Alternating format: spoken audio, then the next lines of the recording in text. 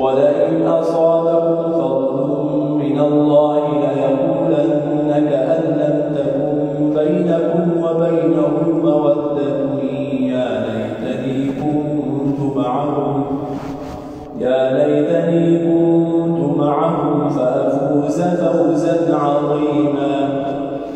فليقاتل في سبيل الله الذين يشرون الحياة الدنيا بالآخرة، ومن يقاتل في سبيل الله فيقتل أو يغلب فسوف نؤتيه أجرا عظيما.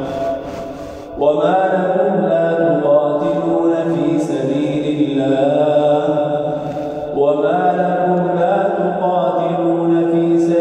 الله والمستضعفين من الرجال والنساء